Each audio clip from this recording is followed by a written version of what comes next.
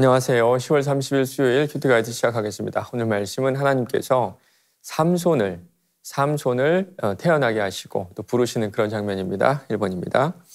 이스라엘 자손이 하나님의 목전에 다시 악을 행하자 하나님께서 어떻게 하십니까? 1절입니다.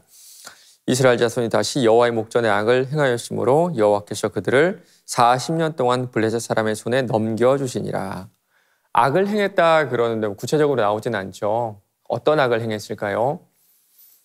나오진 않지만 아마도 지금까지 해왔던 똑같은 패턴이 아닐까 싶어요. 아마 우상 숭배를 했을 겁니다. 다시 바알을 섬기는 그때 그 모습으로 돌아갔던 거예요.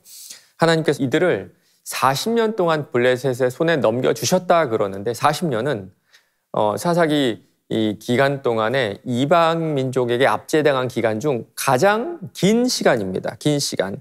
이전에는 20년이 가장 긴 시간이었거든요. 그런데 40년이라는 거는 그만큼 이스라엘의 죄악이 커졌다라는 것을 우리가 알 수가 있어요. 그리고 이제는 부르짖지 않죠. 그렇죠. 우상 숭배하면 하나님께서 벌을 주시고 부르짖고 구원자를 통해서 구원해 주시는 것이 하나의 패턴이었는데 이제는 그 패턴이 완전히 깨져버린 겁니다. 하나님의 통치를 하나님께 구원을 받아야 된다는 이 사실도 완전히 잊어버린 그런 이스라엘의 모습을 볼 수가 있어요. 2번입니다. 마노아의 아내에게 여호와의 사자가 전한 것은 무엇입니까? 2절 3절입니다. 소라 땅의 단지파 가족 중에 마노아라 이름하는 자가 있더라. 그의 아내가 임신하지 못하였으므로 출산하지 못하더니 여호와의 사자가 그 여인에게 나타나서 그에게 이르시되 보라 네가 본래 임신하지 못함으로 출산하지 못하였으나 이제 임신하여 아들을 낳으리니. 하나님께서는 단지파의 가족 중에 있는 마노아와 또 그의 아내에게 찾아가시는데요. 그의 아내가 임신하지 못하고 있었죠. 이 모습은 이스라엘의 그 지금의 현재 모습을 보여주고 있는 것 같습니다. 임신하지 못하는 그러니까 그 당시로 말하자면 하나님의 저주가 임한 이스라엘의 모습이거든요. 그런데 지금 천사는 임신하지 못했던 그 아내에게 네가 아들을 낳을 것이다 라고 선포를 합니다. 지금 이스라엘은요. 큰 고통을 당하면서도 우리가 왜 고통을 당하고 있을까? 이 고통의 이유가 무엇일까? 고민하지도 않고 생각하지도 않고 부르짖지도 않죠. 그러나 하나님은 그들을 내버려 두지 않으시고 구원자를 보내주시기로 결정하셨던 겁니다. 맞습니다. 하나님의 은혜에 우리의 공로는 아무것도 없어요. 3번입니다.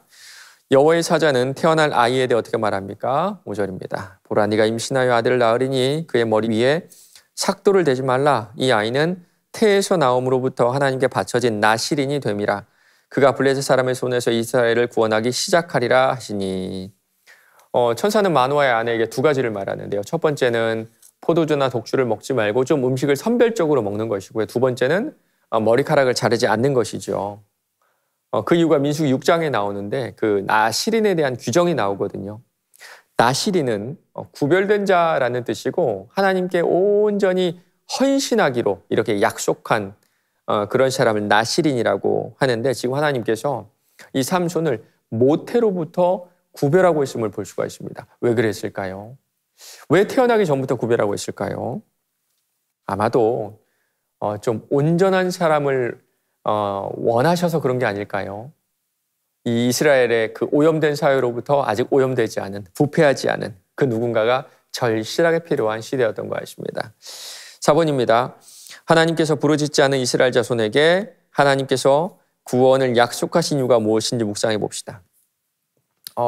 저는 가끔씩 제가 낳은 아이들도 미울 때가 있더라고요.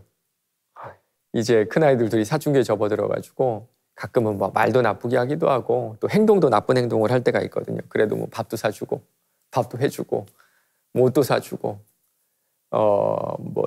잠잘 수 있는 것들 다 제공해 줍니다. 왜 그럴까요? 왜 그럴까요?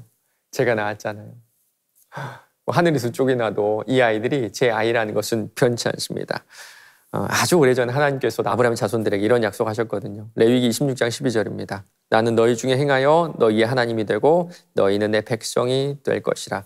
하나님은 당신의 자녀를 포기하시는 분이 아닙니다. 끝까지 책임지시는 분이 바로 우리 언약의 하나님이세요.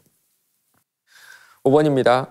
절망스러운 상황일지라도 하나님은 나를 포기하지 않으신다는 것을 기억할 때 결단해야 할 것은 무엇인지 생각해보고 실천합시다. 저는 이 문제를 보면서 이 질문을 보면서 이런 생각이 들더라고요. 그렇다면 나도 내 자신을 포기할 수 없다. 나도 내 자신을 포기할 수 없다. 어려운 상황이 닥쳤을 때 내 의지로 이겨내자, 뭐 그런 뜻은 아닙니다. 이 말은요, 하나님께서 날 포기하지 않는다, 이 말은 지금 있는 고통과 어려움이 영원하지 않다는 그런 뜻이 되지 않을까요? 그리고 그 가운데 하나님께서 나에게 이 어려움을 이겨낼 힘을 주시고 또 도움의 손길을 분명히 붙여주실 겁니다. 그러니까 포기하지 마세요. 포기하지 마세요. 조금만 더 버티시기 바랍니다. 하나님의 때가 얼마 남지 않았어요. 오늘 하루도 나를 포기하지 않으시는 하나님을 신뢰하며 조금만 더 버텨내시는 저와 여러분 되시길 바랍니다.